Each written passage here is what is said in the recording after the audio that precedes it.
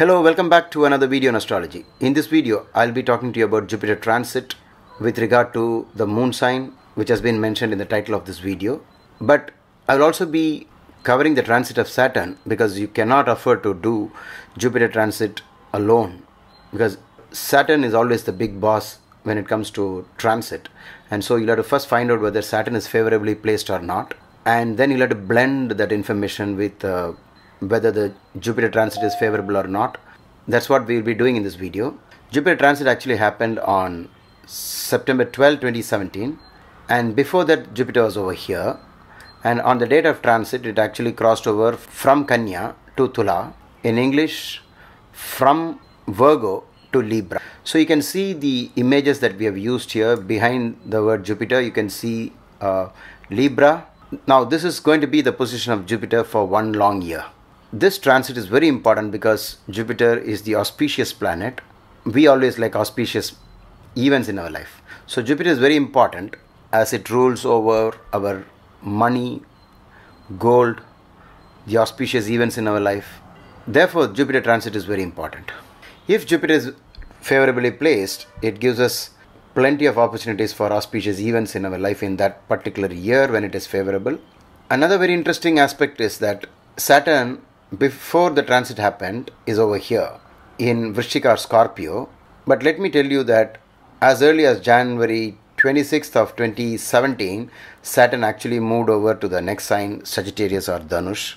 But what happened was he stopped going forward, applied the brakes, and then started coming back, and he re-entered the sign. And as the Jupiter transit happened, actually Saturn is over here in Scorpio. So this creates a lot of effects on any moon sign, because Saturn is also on the border of two signs and Jupiter is just now transited. And Saturn will re-enter Sagittarius or Dhanush on October 26th of 2017.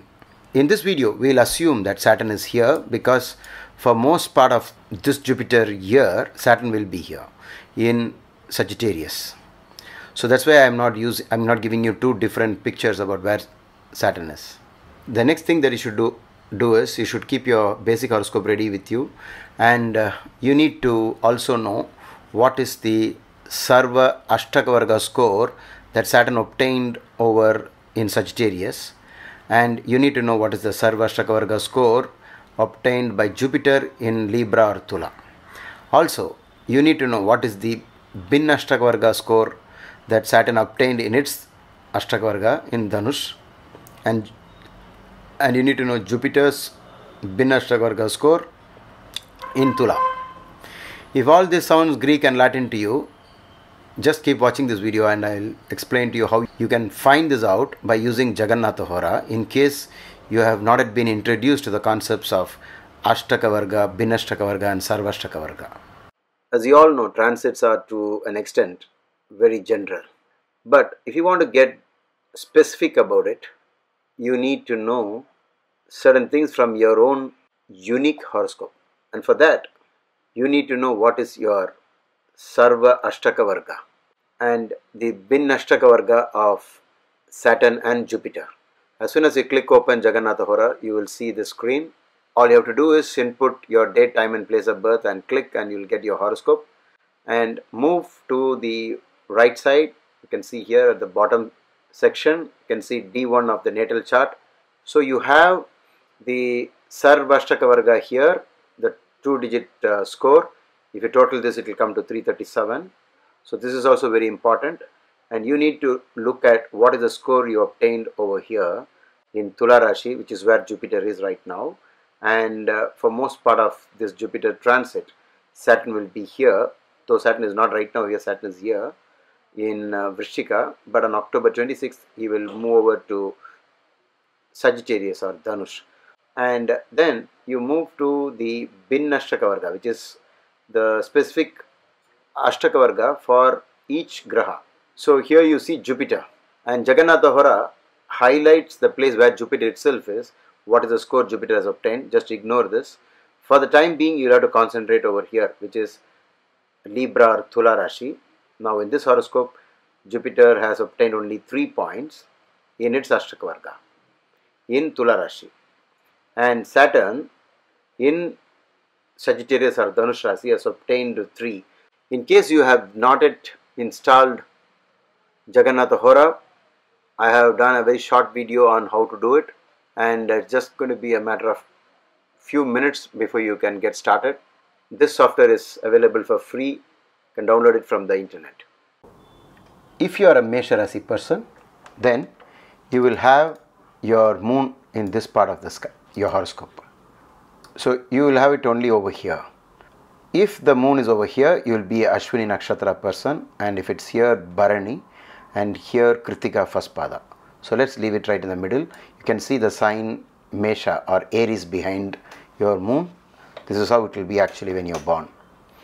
So counting always starts from the moon with regard to transit predictions as per Phaladipika, and you start counting from here 1, 2, 3, 4, 5, 6, 7, and 7th house is a very auspicious house for Jupiter to be in. So let's read out the result as per Phaladipika. If Jupiter is in the 7th house, journey for an auspicious work, happiness due to spouse and birth of children or maybe grandchildren. So this is a very auspicious place for Jupiter to be in. Last year it was in the 6th house over here. Now it's moved to the 7th, making this 1 year an auspicious time for you. Now there is another thing you need to know.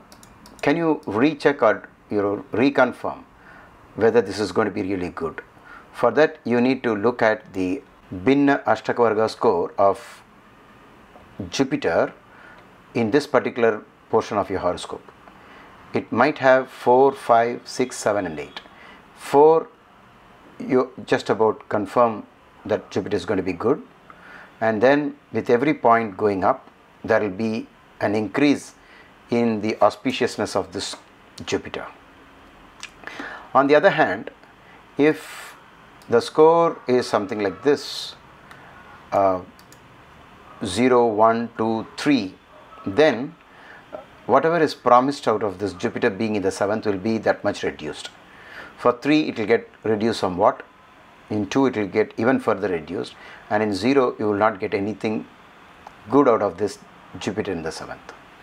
So this is one way of looking at it. Another way is by referring to the Sarvashtakvarga score in Tula or Libra.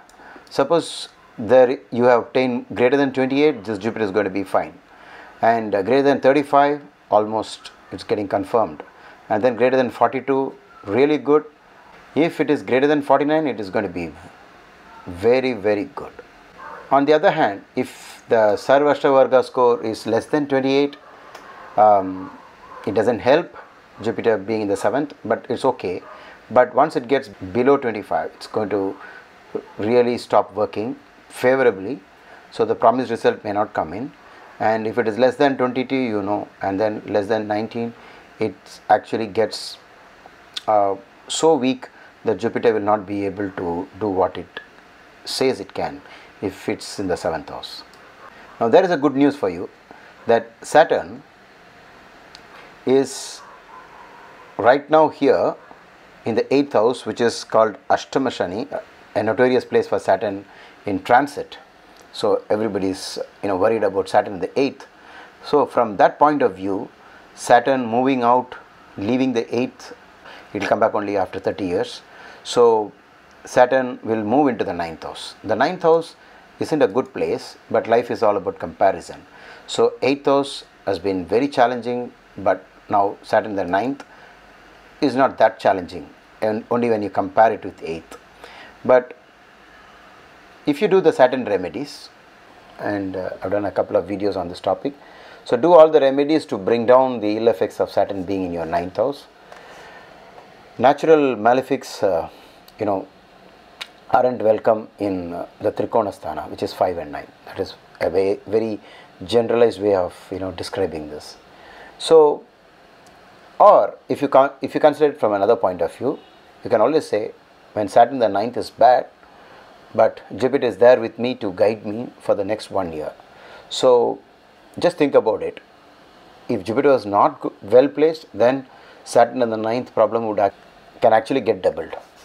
This is not everything in astrology. you need to check your horoscope, your basic chart, your dasha and antardasha, and let's say if you are running a good dasha and antardasha combination as per Brihat Parashara Horashastra or any other standard books of astrology, then you don't have to worry so much about Saturn being in the 9th. On the other hand, if there is something good in your dasha and antardasha, then Jupiter in the 7th can actually make it better for you. If you are running a bad dasha and antardasha combination, then it means that you might have some problems, but even then we would say that Jupiter is there ready to guide you. So Jupiter can actually be a good astrologer, a good lawyer, a good consultant, a good teacher, a good doctor, anyone who can guide you on the way. We have come to the end of this video. In case you have any doubts, please type them out in the comment section, and whenever I find the time, I'll answer them for you. And see you soon in my next video.